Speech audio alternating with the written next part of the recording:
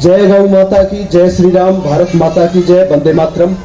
और सभी आदरणीय बच्चों से लेकर और बुजुर्ग तक जो इनके माता पिता यहाँ पर मौजूद है और देश धर्म के लिए जिन्होंने अपने अमूल्य बच्चों को समर्पित किया है गुरुकुल में, उनको मैं प्रणाम करता हूँ और लाडवा की पवित्र भूमि को चरण स्पर्श करता हूँ। जितने भी अनुभवी बच्चे, आचार्य और मंच पे उपस्थित जिन्होंने अपना जीवन देश धर्म के लिए, आर्य समाज के लिए समर्पित कर दिया, ऐसे आचार्य जी के चरणों में चरण स्पर्श और प्रणाम करता हूँ।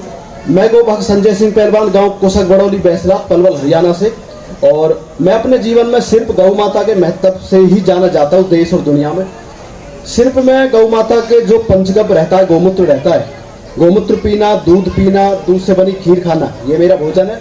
और उपलब्धि आपने पहले सुनी होगी, शायद ही भारतवर्ष के अंदर किसी पहलवान, एथलीट की, स्पोर्ट्समैन की उपलब्धि इतनी हो जितनी मैंने मात्र 23 साल में गौ माता का गोमूत्र, दूध से बनी खीर, शाकाहार का सेवन करके प्राप्त की है।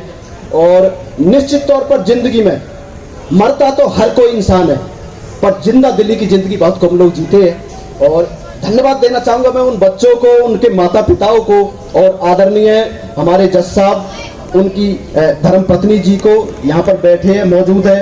इतने ऊंचे पद पर बैठने के बाद एक धार्मिक सतह पर आकर अपने जीवन को समर्पित करने वालों को प्रणाम करूंगा। और निश्चित तौर पर गारंटी से जिंदा दिली की जिंदगी तो शेर दिली इंसान जीते हैं जिनके दिल में भारत माता के प्रति, भारतीय संस्कृति के प्रति, माता पिता, आचार्य, गुरु तथा इनके प्रति अगर भाव होता है, वो कभी भी वो बच्चे गलत काम नहीं कर सकते। भारतीय संस्कृति के विरुद्ध कभी वो नहीं जा सकते बाहर। और निश्चित तौर पर गारंटी से जब आप अपने बच्चों को, और इस दुनिया में बच्चों को बचाने का गंदे रास्ते से, गंदी संगत से, धूम्रपान से, हर गलत चीज से सिर्फ गुरुकुल है। और गुरुकुल में जब बच्चे आते हैं, 3 बजे उठते हैं, ब्रह्मचर्य का पालन करते हैं। मेरे गुरु जी है गोपाल मणि महाराज जी, जिनका आंदोलन है गौ माता राष्ट्रमाता, और 365 उनकी गौशालाएं हैं, पूरे भारतवर्ष में वो जाने जाते हैं। मैं उनके ही गुरुकुल में, गौशाला में रहता हूँ और प्रतिदिन मेहनत करना, संघर्ष करना, कहीं भी जाना रहता है।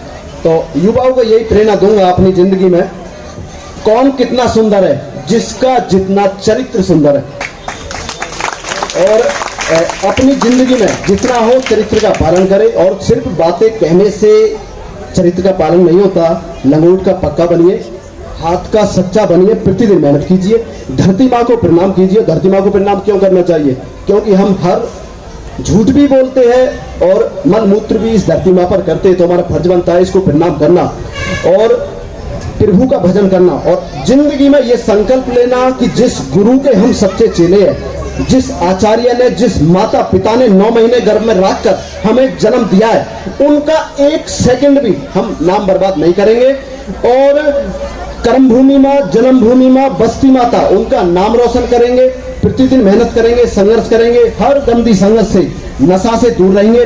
और लोग कहते हैं शाकाहार में कुछ ताकत नहीं है, जो अंडा मांस खाते हैं, प्रोटीन खाते हैं। आजकल मैं देखता हूँ बड़े बड़े इंटरनेशनल पहलवान, खिलाड़ी भारतीय संस्कृति के विरुद्ध चलकर, जबकि गवर्नमेंट से उनको करोड़ों रुपए मिले हैं, फिर भी वो ऐसी चीजों की ऐड करते हैं जो भारत के नौजवानों के लिए बहुत नुकसानदायक है।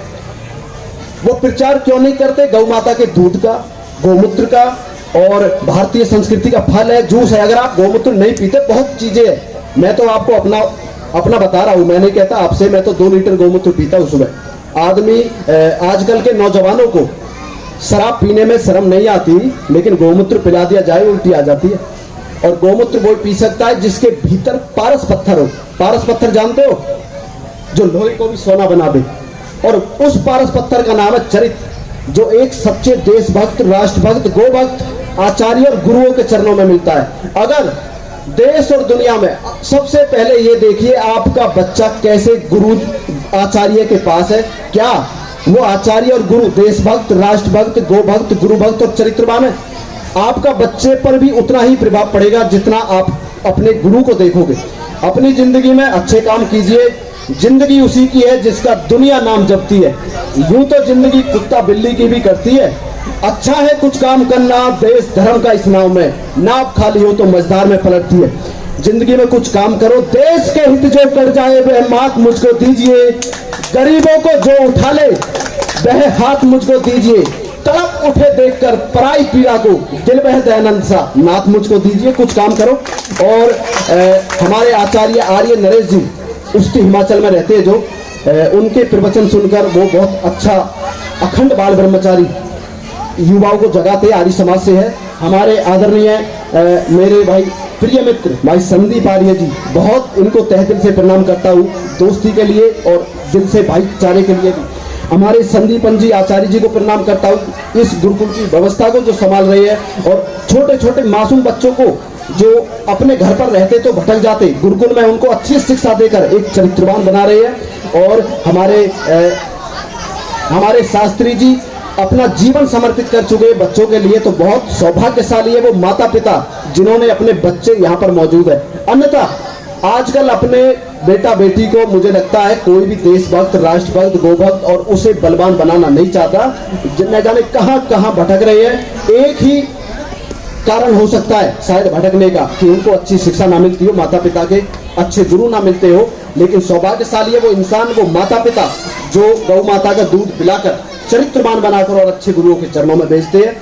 जय गौ माता की, जय श्री राम। सभी को हृदय के साथ प्रणाम करता हूँ, सभी को हृदय के साथ प्रणाम करता हूँ। भारत माता की वंदे वंदे।